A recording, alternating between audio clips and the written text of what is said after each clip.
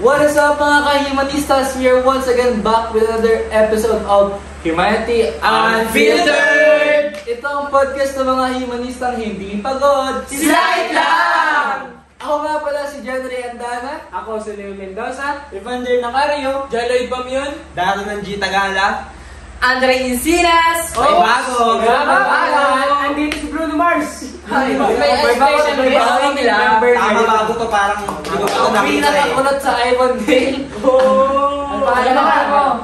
Ako nga pala si Ike Lafranco. And we are great love students from Yung Ivan Dale! So, for today's episode, ang topic natin ay paano nga ba tayo nagiging makabayan? Paano tayo magiging makabayan bilang estudyante? So, ikaw, Leon. Bilang Namarito ako dun eh. Pero, bilang estudyante, paano ka nagiging makabayan?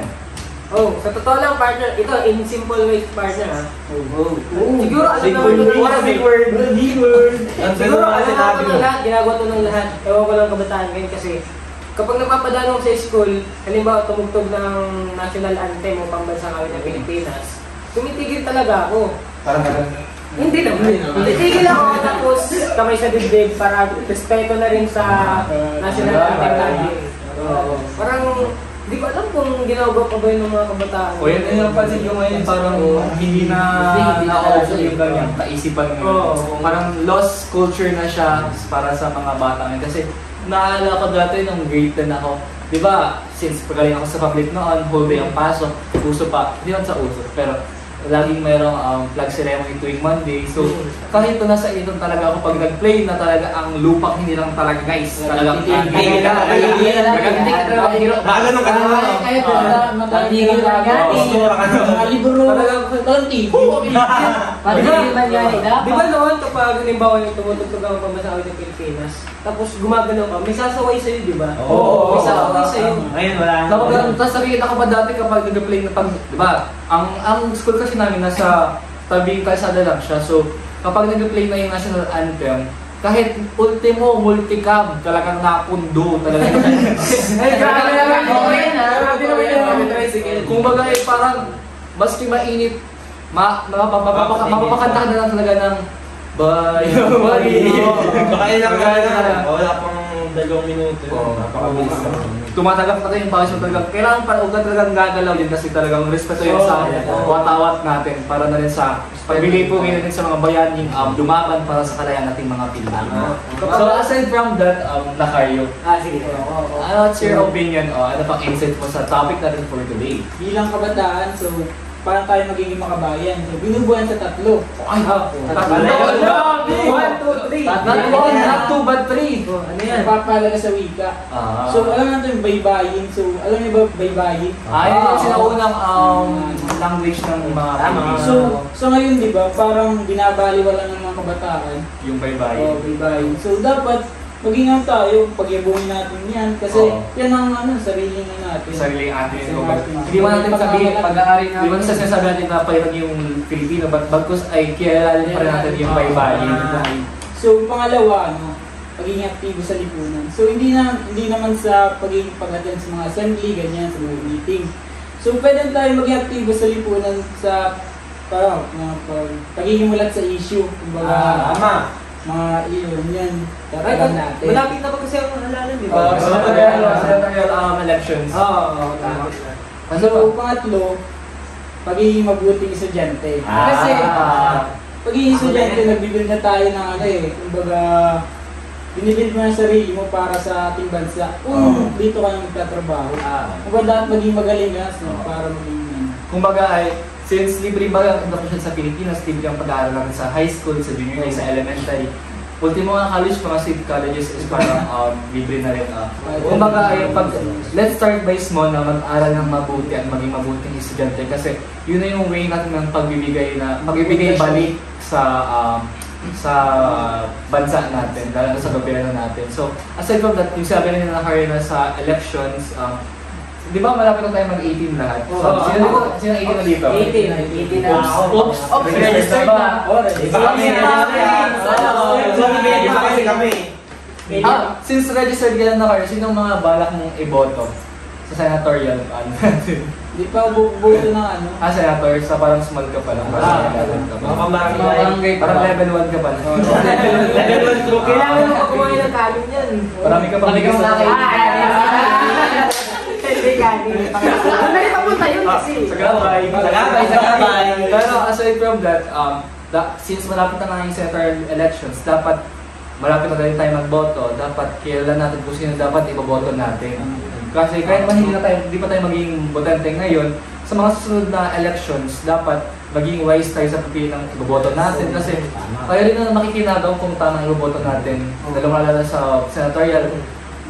Let's start sa mga barangay level, sa municipal level, sa city level, kahit sa regional, dapat wise tayo sa pagpili kung sino ang iboboto natin. So ikaw naman, Andre, what's your ways of being makabayan?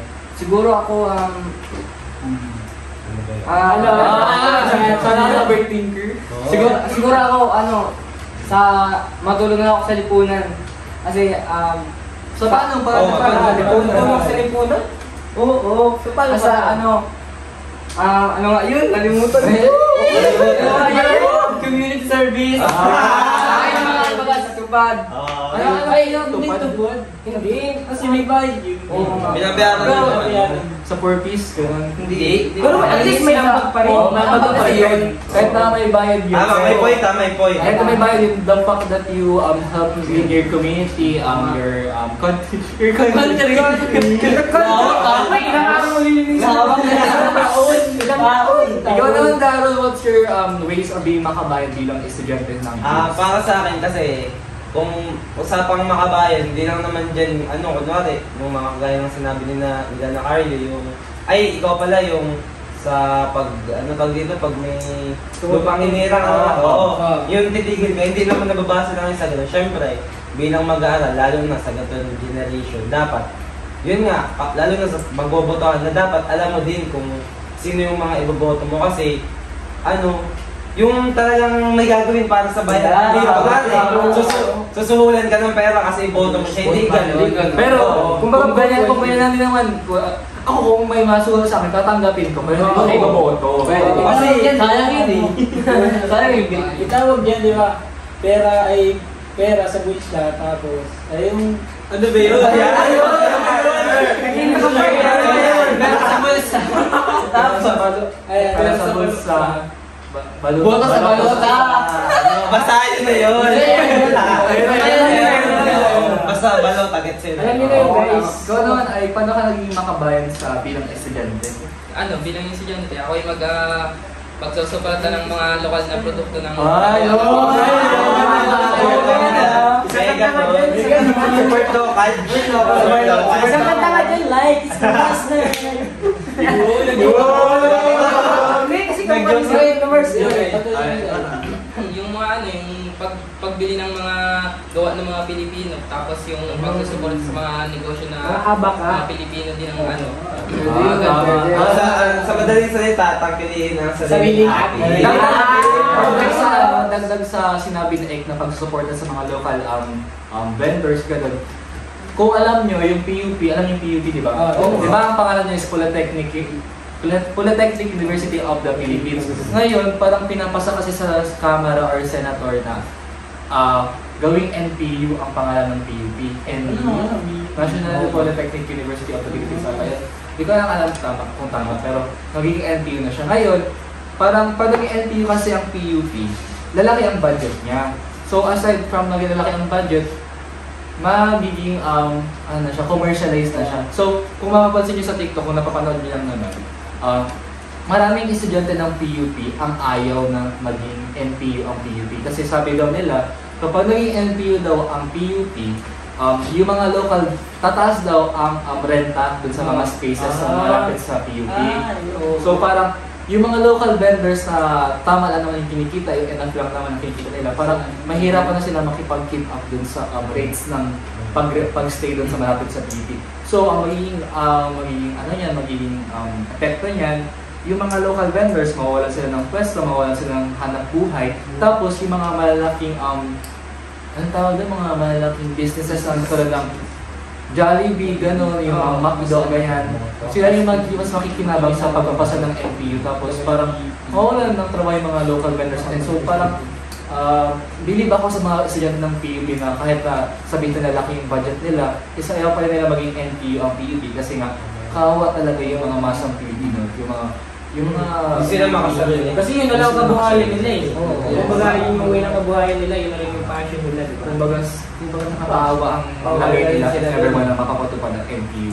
So, aside from that, dagdag sa sinabi ni Andre, yung pagtulong sa mga community services, pwede rin tayo magtulong in small ways kahit hindi tayo mag-participate sa malakihang clean-up drive. Siguro, let's start by properly disposing our basura itself. So siguro kapag siguro pag may preso ka sa bulsa mo.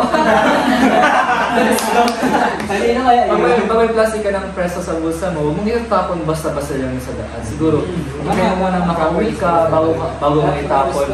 Dahil mag-responsibility tayo. Mahal sa kalikasan natin. Ikaw naman from yun, since ikaw nagsabi na what's your well-being na kabayan? Ikaw. Ako na pagkakaroon. Ikaw na eh. Bilang isang makabayan, yun, nasabi ko na nga na pagpapakita ng pagmahal sa kalikasan, tulad ng pag-inig sa mga ilo, Tama! Ay, wala. Ano masabi ka? Ano masabi ka? Tara, outing na yung malis na. outing Tapos pagpalit sa mga puno, mga natumba na siya. Tapos meron pa ng pagtulong sa kapwa, sa mga bahay niya. Sabi nga dun sa bata mga bayan, maging makadiyos, makatao, makalikasan at makabansa.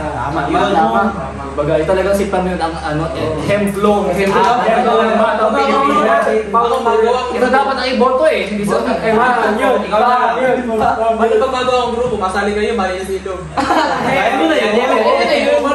Parang hindi ka na ako sa pag-podcast. Okay na podcast. Pero isang Well, aside from mga sabi niyong insights, maganda naman yun. Pero gaya na sabi na kayo, let's start from small ways of being makabay. Hindi man nasusukat ang pagiging makabay mo sa pag-ambag mo sa lipunan. It comes as pagiging responsible mong Pilipino. So, kasatama yung sa pagiging responsable ng estudyante kasi bigay-balik na yun sa bansa mo, bigay-balik na yun sa gobyerno mo. Kasi ang mga natuparan sa akin ay mga taxpayers ng bansa natin ng Pilipinas. So, dagdag din yung pagiging makakalikasan, tapos yung pagrespeto sa watawat at sa national anthem natin, yung pagpapahalaga ng kalayaan natin. Tapos, yung anong sayang mo ay? Yung pag-suporta sa Yung pag-suporta sa mga small time businesses kasi yun yung foundation ng bansa natin, yung mga small vendors. Sila yung parang sila yung pinaka-pundasyon ng economy natin. So, that's all for today's episode. Muli, ako si Jandy Andana. Ako si Leon Mendoza, Evander Nacario, Jaloy Pamyon, Darolan G. Tagala, Andre Encinas, Aiko Franco, And ito ang Humanity Unfiltered. Ito ang podcast ng mga humanista at hindi pagod. Slide lang! Bye-bye!